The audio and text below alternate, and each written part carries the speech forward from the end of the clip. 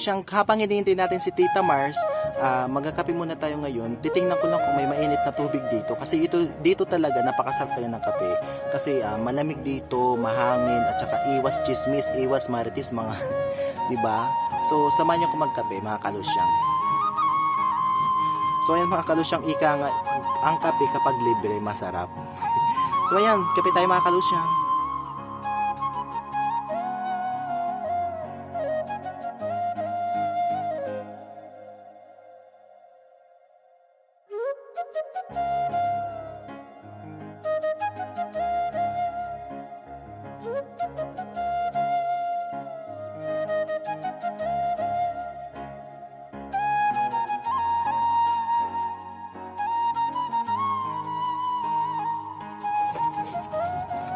So ayan mga kalusyang, dahil walang mainit dito na tubig, magpapainit muna tayo. Kailangan natin gumamit ng kalan. Yes.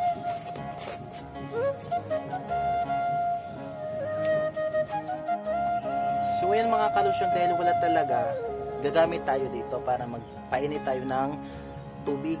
Para magkape na tayo, walang laman yung thermos niya mga kalusyang. Hindi ko lang alam kung bakit busy talaga yung bakla kapag hindi.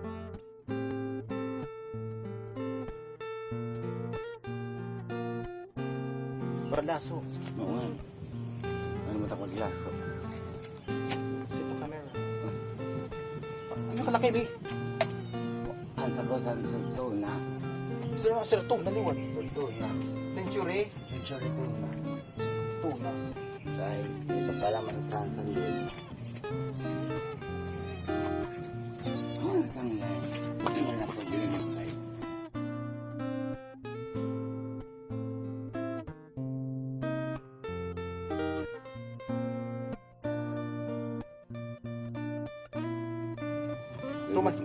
Tumahimik ka.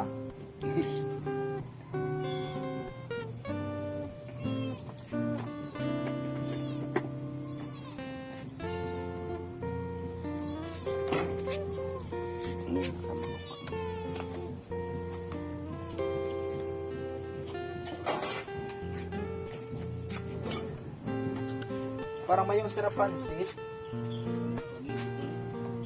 Yes, kasi birthday.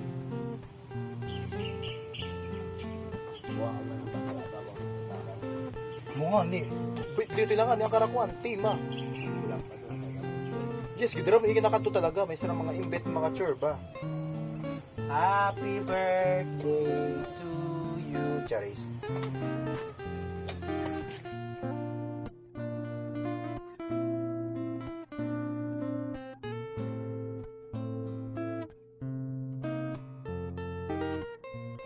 Lati, tubutan eh.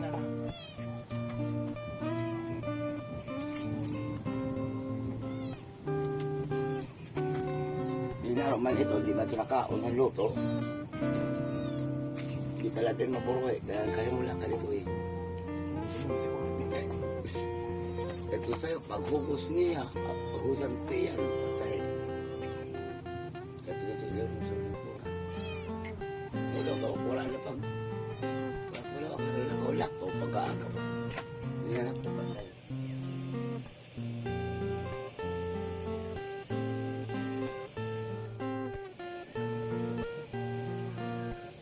Relax ka la.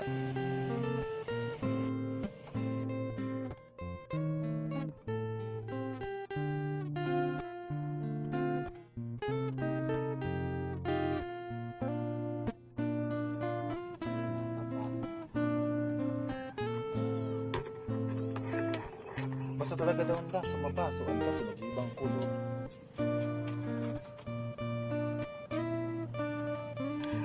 Patay si Bakter. Hindi paso. Hindi ko pala na. Ura-ura man daw pag hingon pa kasi hindi ko paso eh.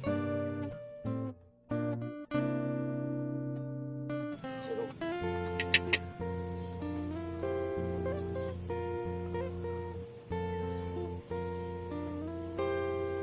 Tiga-asaw din. Pati kung mataas ang ako mga yun na ang sarap na buong Hindi nga.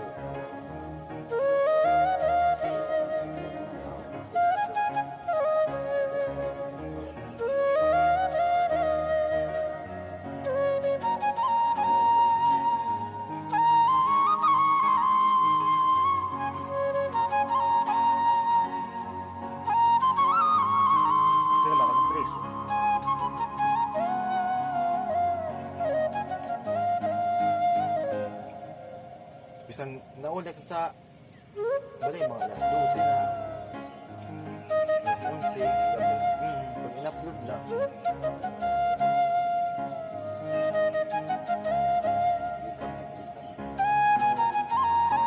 Karahin.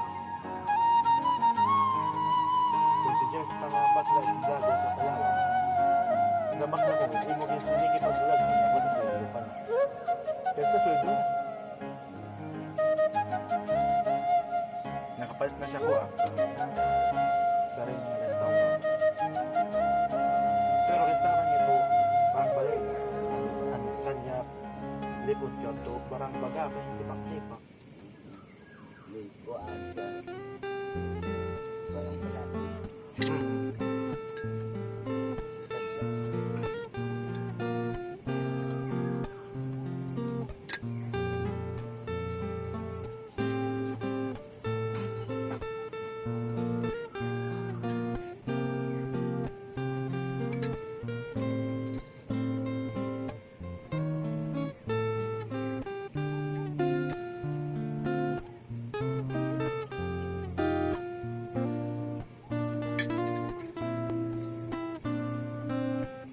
Nakinahog ka. Yeah, it's me, Warayhane. So, ipapakita ko sa inyo yung kitchen ni Tita Mars.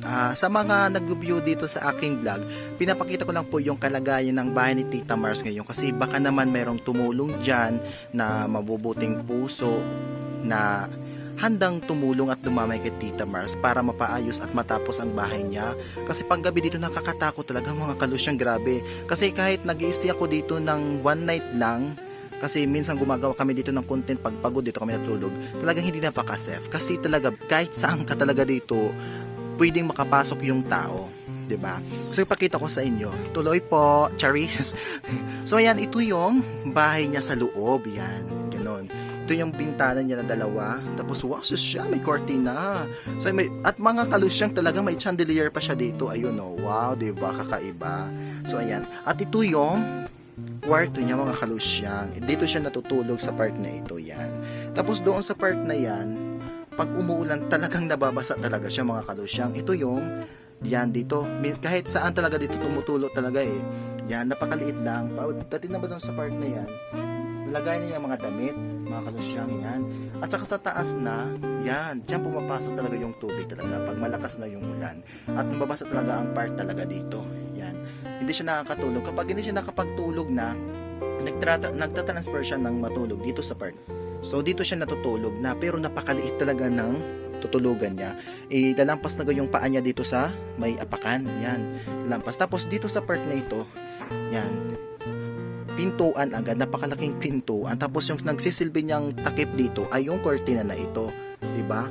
Talagang pag may mga tao talaga dito na hindi maganda yung binabalak nila, talagang nakakatakot talaga. Kasi paglabas mo dito, yan, kita mo na agad, puro talaga dito bundok mga kalusyang. Wala kang makakasama dito, wala siyang katabing bahay. Siya lang talaga dito sa gubat, yan. Pero ayon sa aking sa kanya pagtanong, mas maganda na daw dito magtayo siya ng bahay kaysa doon sa kasi ayon na doon. Hindi ko lang alam kung bakit, kasi mayroong mga tao na nagbaba sa kanya. So yan.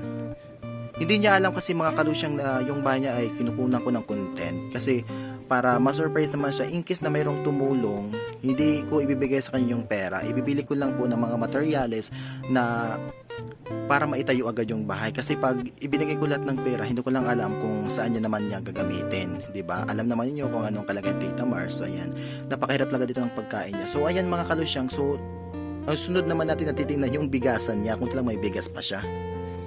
So ayan mga kalusyang, ito yung bigasan niya, si Mama Peta. Tapos ito yung katul niya. So ayan mga kalusyang, napakarami ulit ng bigas niya, 'di ba? Kahit panay inom yan si Tita Mars talaga, hindi yan naghihirap ng pagkain. Kasi mga kalusyang, talagang madiskarte yan sa buhay. Sadyang nag-iinom lang talaga siya para ma-relax yung sarili niya, para mag-enjoy siya. Kasi dito talaga kapag isa ka lang, hindi ka talaga makakapag-enjoy ng bonggang-bongga mga kalusyang. Kasi ikaw nga lang talaga, akala mo naman yung aso niya yung kausapin niya. So ayan, ito yung pusa. Yung pusa niya dito, tatlo ito, pero isa na lang yung nabubuhay. Hindi ko lang alam kung bakit mamatay yung mga pusa niya. So dito sa kitchen niya, so oh my god, may saba mga kalusyang oh, may saba. At saka meron siyang dito mga ingredients, ayan sibuyas at loy, yung ayan niya dry na dry. So ayan. Tapos ano ito? So ayan mga kalusyang mga bahaw. So ayan guys, mayroon pa siya ditong kandinga, bigay ng amo niya. So ayan mga kalusyang, so ipinakita ko na sa inyo kung ano yung kalagayan dito ni Tita Mars. Hindi ko naman sa binablog ko siya kasi alam ko na masyadong malakas siya humugot ng views dito sa aking pagbablog. Oo, malakas talaga siya maghugot ng malakas siyang makapagrami ng views. Pero ang gusto ko lang talaga, ito lang talaga yung paraan na makatulong ako sa kanya. Kasi ang gusto ko talaga dito sa bahay niya, kahit nang maliit yung bahay niya, ay talagang pag makapagpasok sa doon at saka matulog na siya, ay talagang masa-safe talaga siya. Kasi napakadelikado ng mga kalusyang kapag isa ka lang dito, tapos paggabi na at wala pa talaga ditong ilaw. At saka gustong mag-donate siya ng solar, so baka naman, hindi naman ako na mimilit sa may ayaw, pero yung may gusto lang, 'di ba? Ganun.